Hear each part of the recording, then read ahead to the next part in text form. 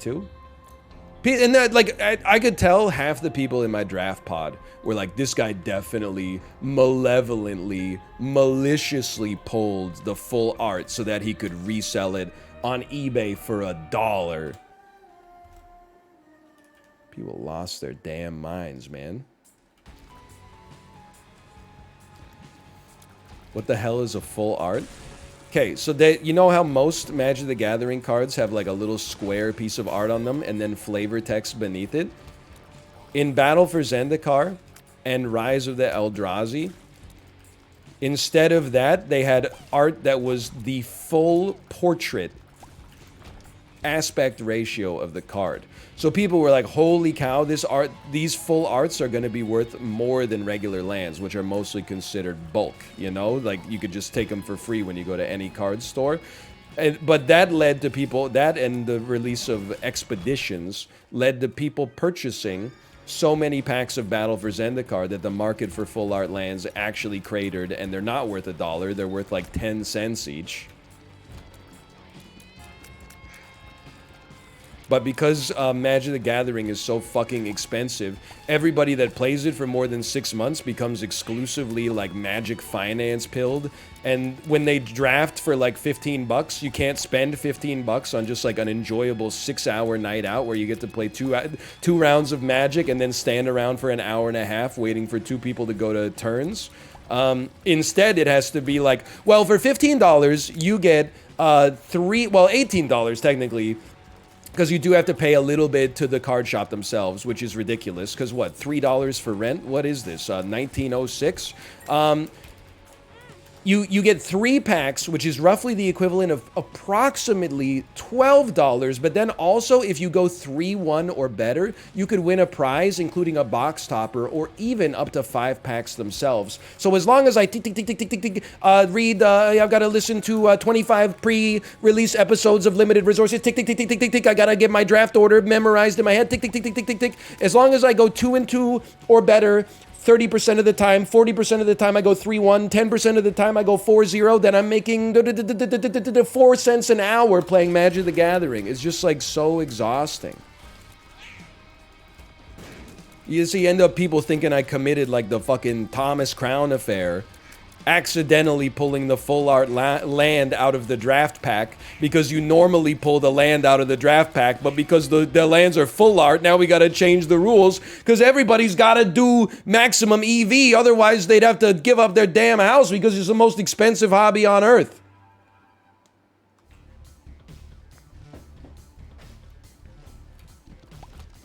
We have 5 Rate of Fire already.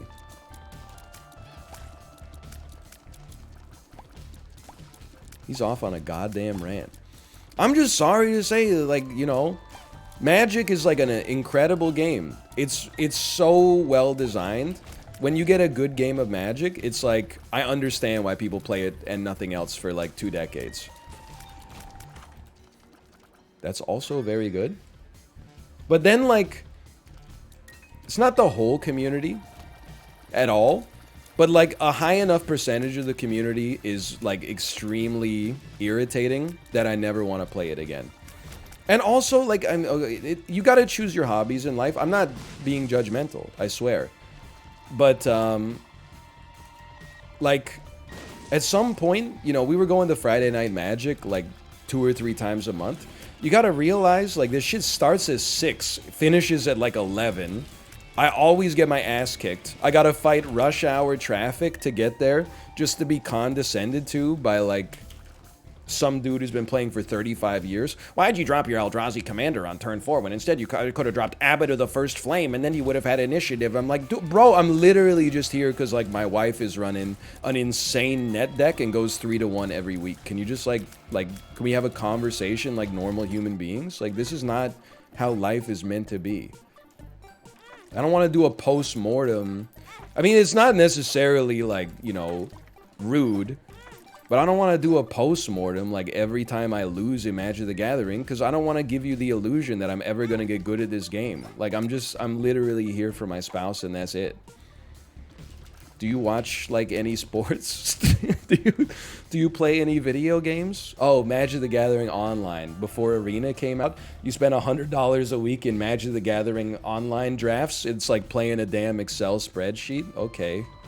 Well, I guess we don't really have that much common ground to talk about. That's fine.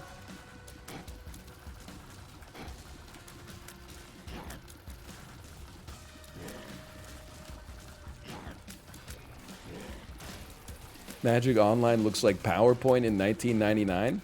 I'm not gonna say I never played Magic Online, because I was into Magic enough to be like, yeah, I'll deal with this fucking Microsoft Access application to play a game like this. But, I mean, it is funny how old it looks. And this is in, like, 2016.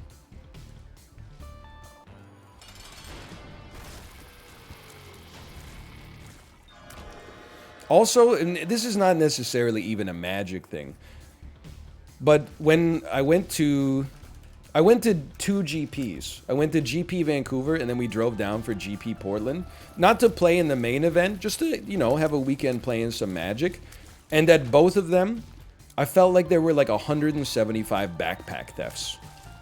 Like every 5 minutes on the announcements. It's like, please, if anybody's seen a black backpack with an AWS Amazon Web Services tag on it. It seems like backpacks are getting stolen like crazy at these things.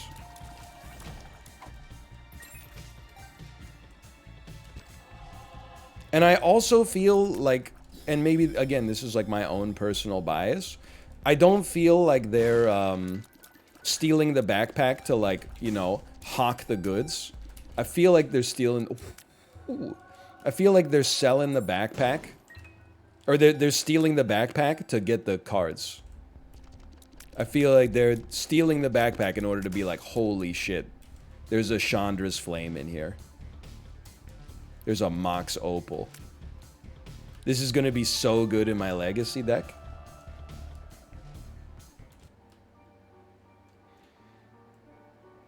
Holy shit. 3 full art lands. I knew this dude committed a heist. Ah! It's like opening packs, but all the cards are good. You know, I never thought about it that way. It's a good point. I mean, you still should not steal. It makes you like a piece of shit. But I guess I understand the appeal of getting stuff for free. That's a universally positive experience most of the time. I guess what I'm trying to say is when people commit theft, one person's sad and one person's happy. Seems fair to me. I'm joking, I'm joking.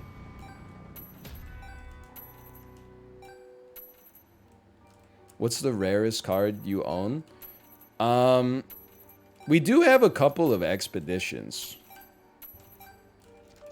I know we have one of the expeditions that is not particularly good. Like I don't know, it's one of the ones you wouldn't even remember. I think we do have an expedition Polluted Delta, which is, at least at the time, was, I mean, it was A, standard playable, but also in like an archetype people actually use. I don't know if fetch lands are, yeah, fetch lands are presently in standard, but I know they're modern playable at least.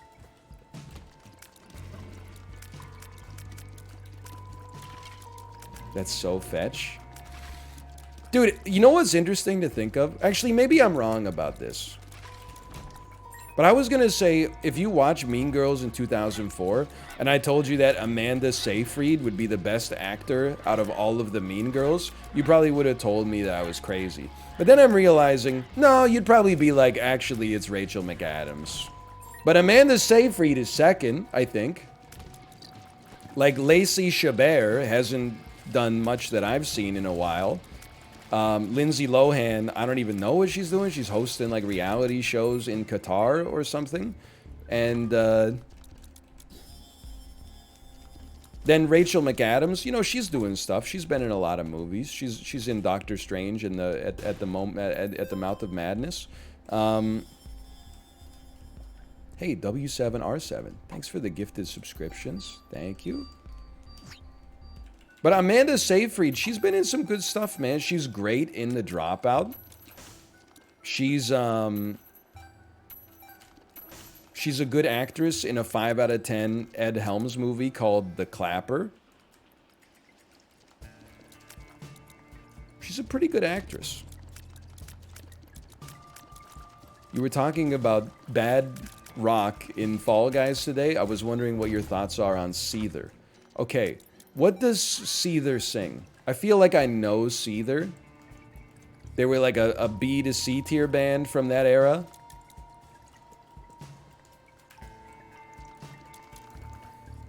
Fake It? I don't know if I know Fake It. I know Hate Me Today, Hate Me Tomorrow. But I don't think that's Blue October or something. It's two different bands. They sang Gasoline. I only know Gasoline by Theory of a Dead Man. She soaked my bed in gasoline. And then an all-time understatement of the century. I guess I should have noticed. They sing Helter Skelter? Excuse me, that's Paul McCartney? And the rest of the Beatles. Ringo has a singing credit on that. He says, I've got blisters on me fingers. Maybe that's George Harrison. I mean, he does play the guitar. That would make more sense, I suppose. No, it's Ringo? What the hell, man? He's got to get like a rubber grip on his drumsticks then.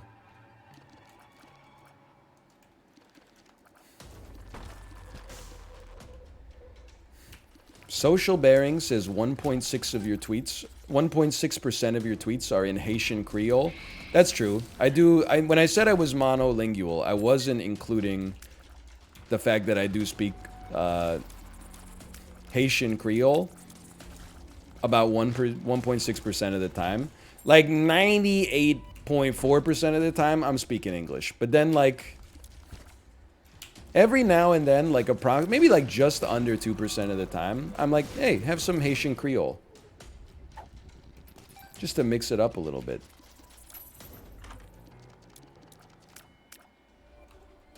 Why not? Hey, drop a fry.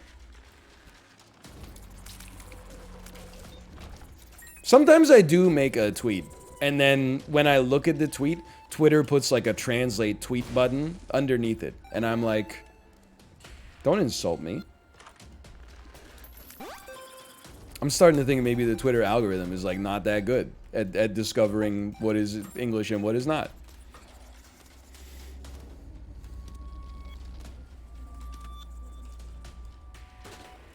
Crow voices Pog. Dude, but crows are so smart. Like, did you see the video of the crow using a jar lid to snowboard down that peaked roof? It's pretty crazy. Also, I swear to you, like, this has happened 2 times this summer. Not every day, but 2 times. I'll be, like, walking, and then a crow will fly over top of me with, like, a rock or, like, a clam in his talons. Oh, we take. We absolutely take.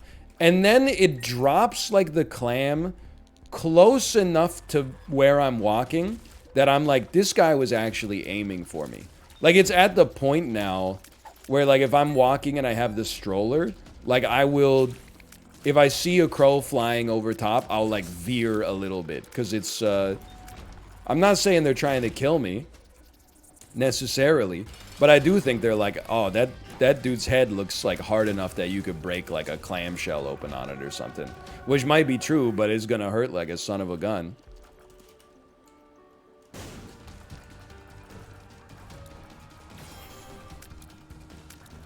Maybe they think you're a car? Wouldn't be the first time. Dude, I'm just gonna tell you something. It might irritate you.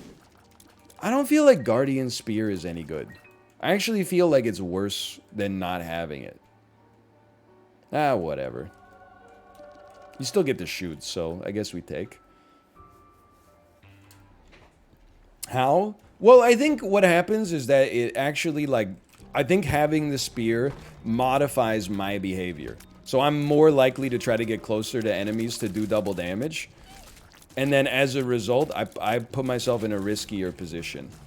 You know, it's like how people say, like, bike helmets are bad because they protect your brain, but they make people bike worse. Because they're all afraid of showing off, or of not showing off their hairstyle for 5 seconds. People do, dude, I know people are like, they're like, question mark, question mark. I don't agree with it, but that is an argument that I've seen against mandatory bike helmet laws. Is that when people wear bike helmets, they become more reckless cyclists. I don't know if it bears out in the data.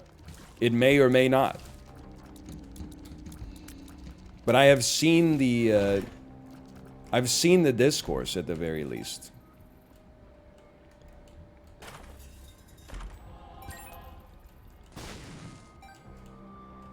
It does not. I feel like some people are making the mistake that I am, like, arguing in favor of that. It's very much not the case. I wear a bike helmet every time I bike, even short distances. I'm very much, I mean, I'm safety pilled. Even on the Peloton. Dude, you never know. So you could stumble when you clip out or something. Happens all the time. No, I don't wear a helmet on the Peloton. Okay, here's how far my safety pilling goes, okay? And here's, like, where the limit stops. I also, like, if I'm running on a treadmill, I don't attach the heart attack string. Because I have never had a heart attack. Obviously, like, one day it could happen. But what I have done is accidentally pulled the string out literally 50% of the number of runs that I've taken on the treadmill. So I said, you know what? I think for right now, having my run constantly be interrupted by this damn cable coming out is not worth the protection that I'm getting from the heart attack sticker. Plus, like, I don't think the heart attack sticker is actually, or not sticker, but the string. The heart attack string is not going to, like, save you from having a heart attack. All it would save you from is getting injured by the treadmill after you had a heart attack. And that's good. But I would probably be like, oh, yeah, I had a heart attack. But on the bright side, at least my leg didn't get scraped a little bit on the way by. Or on the way down. It's not for heart attacks. It's for tripping. Bro, it's running. Just don't fall down. Forehead. Dude, no, it's for heart attacks. It has like a heart on it. It's bright red. It's like a heart with an electrical lightning bolt on it. Don't forget, I live in North America, okay? People are like more likely to have a heart attack here than fall down.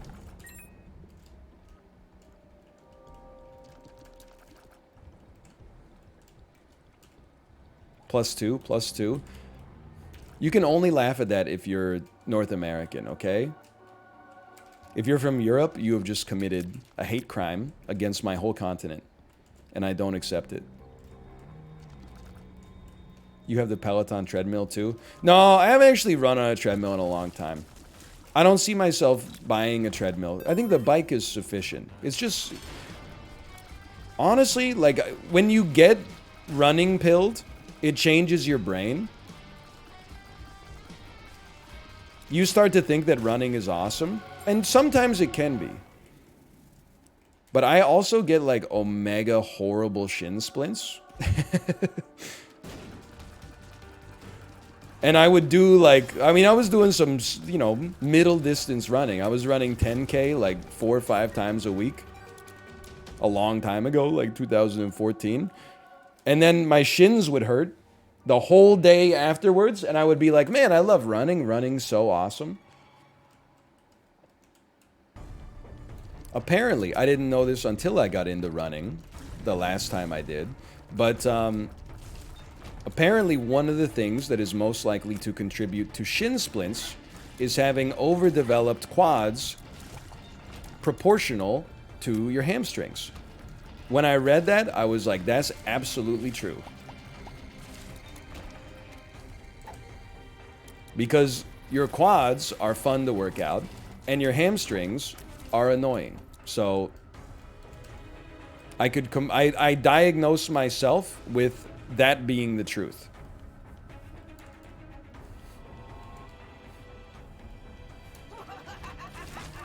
You were just overtraining? Nah, man, I don't think so. You think I'm overtraining just because I tore my meniscus on a very pedestrian run outside? I don't think so. Overtraining? Nah, man, I don't think so. Maybe, I don't know. It was like 10 years ago almost. Probably, right? Ooh. You know what? I'm just going to tell you I don't trust this item. I'm a lat guy living in an ab guy's world. I hear you, man. Hey, try like having so we're gonna reroll both, by the way. Beautiful, fantastic. Try oh, you piece of crap. Try building up your leg muscles with like 8 months of nearly daily Peloton rides, so that you can show off your sick quads, hammies, and calves in the summertime, and then getting simultaneous Campylobacter and Salmonella infections near the start of June, and watching red patches appear on both of your legs as they slowly scarlet rot away. Today's the first day I've worn shorts since like the middle of June. I had to wear long pants for the last month so I didn't freak people out with my damn with the stanky leg.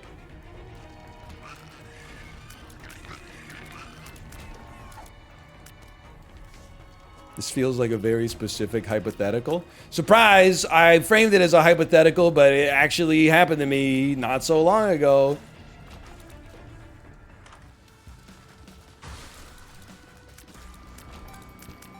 The doo-doo ran down your leg? Nah, man, it's even scarier. Like, I think it just came from, like, my blood or something. I think the bacteria breached the bowel brain, or the bowel blood membrane.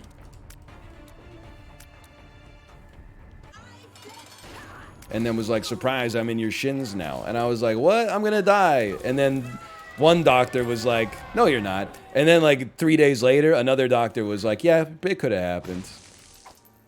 You should, they started admonishing you. You should trust your intuition. Hey, next time you come to the hospital, don't trust the doctor so much, okay? People actually say shit like that to you with like a straight face. Hey, you have to bully the doctor the next time you come to the ER, okay? Why didn't you verbally abuse the doctor until you got exactly what you wanted? Well, now I know. Now I know for next time.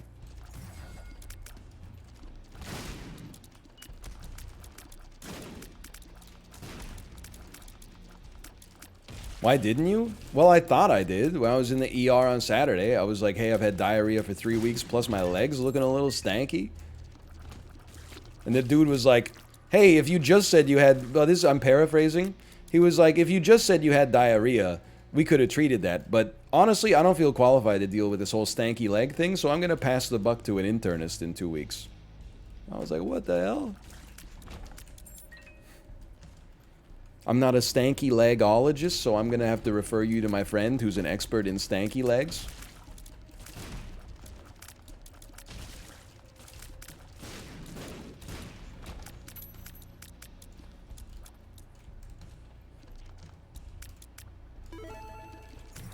NL's radicalizing the chat. I'm not radicalizing the chat, at least it's not my intention. I'm merely giving my experience that I had at the hospitals. Okay? It is crazy though, like there are some things that you can get without having to like be a squeaky wheel. I've told you the story before when I told my doctor that we were going to Japan and I wanted like one Ambien that I could take on the flight. She was like, oh, she didn't even write me a prescription. She was like, the company that makes Ambien gave me like a bunch of free samples to give away, so here's like 20 Ambiens. I was like, what the hell? Just gave me the pill, like no questions asked. Then I wanted some damn antibiotics. Everybody in the emergency room is like, why do you want the antibiotics so bad?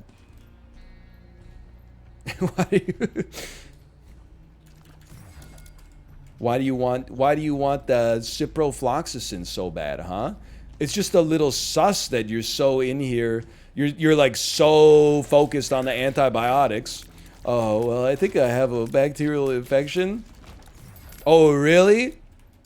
Well, why don't you just wait 11 days because it's Canada Day / July 4th weekend, and we'll see about that 11 days later. So, you didn't have a bacterial infection, Mr. Confident. You had 2 bacterial infections at the same time. Why didn't you tell me how bad you felt?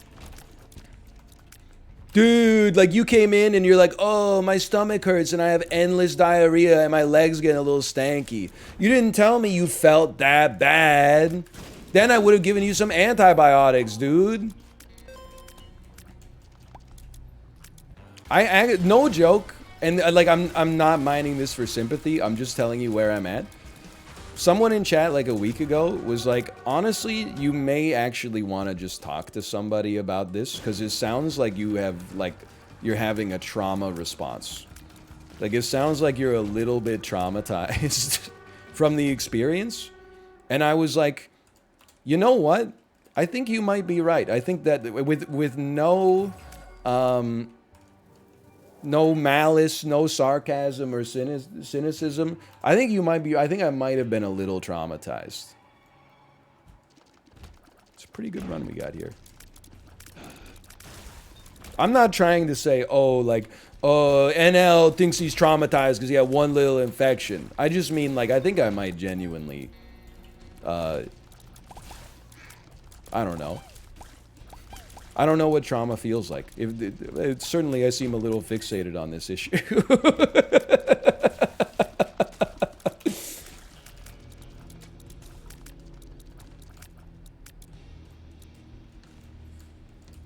So that's probably like a symptom, if I had to guess. So not only, what you're saying is not only did I almost die, but I'm traumatized. Holy cow. That's like another week that I can mine this for sure. No, actually, my family doctor is actually great. Even though I was kind of annoyed by how long it took to get in touch with her, she actually is the one who apologized and was like, you know, hey, like, you never should have had to go through this. Also, please, for the love of God, if you ever get sick like this again, when you call the front desk, just like say it's an emergency and you're not getting off the phone until you talk to the doctor. And I was like, okay, that's good to know. I'm just gonna roll you. That's a great roll, man.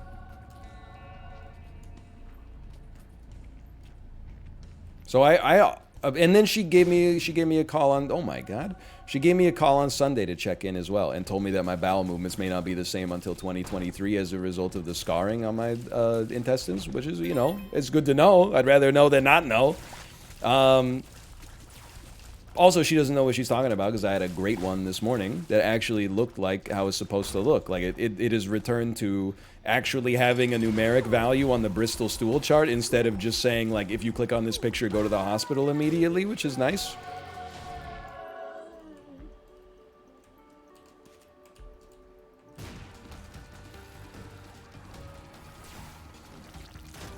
I don't want any of this shit. I'll take the glyph of balance. No, I didn't send her a proof picture. She's too busy. She wouldn't open it for like 3 weeks. What do you think about BMW selling you a subscription for your car to have heated seats for $18 a month? I'm not a fan of it. Although now I understand why they're constantly cutting me off in traffic. They're like very angry.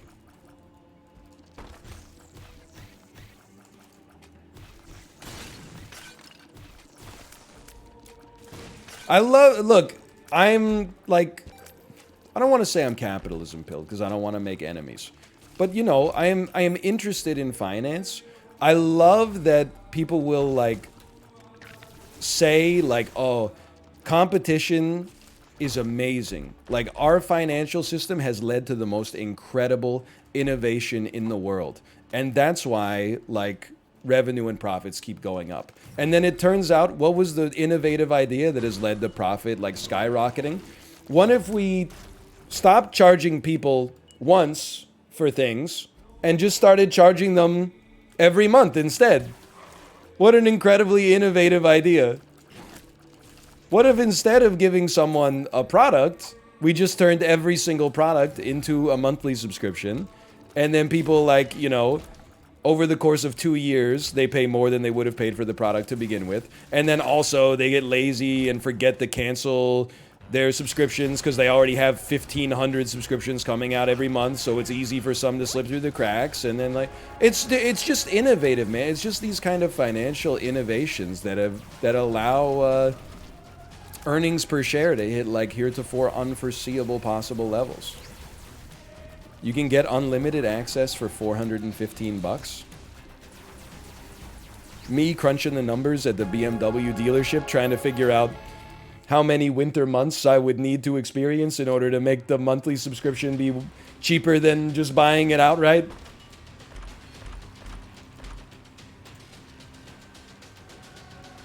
And right now, it's funny because it's just BMWs, but in like 5 years, it'll be every car company on earth, and we'll be like, we shouldn't have laughed. we should have stopped.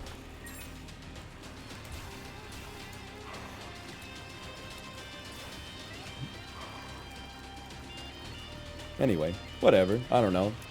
I don't own a BMW, so it's funny.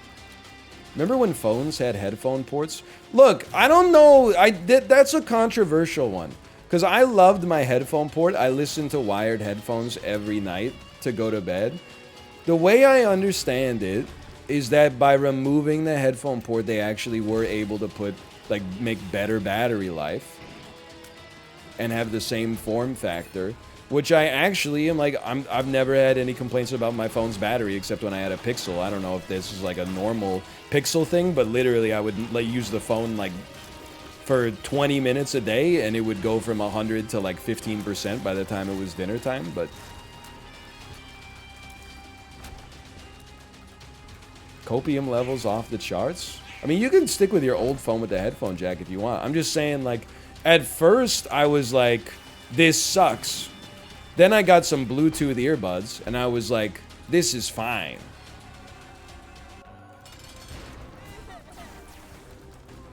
Like, don't worry about it at all. The cops said they weren't, like, real headphones or whatever. Okay, it's the easiest run I've ever had in my entire life.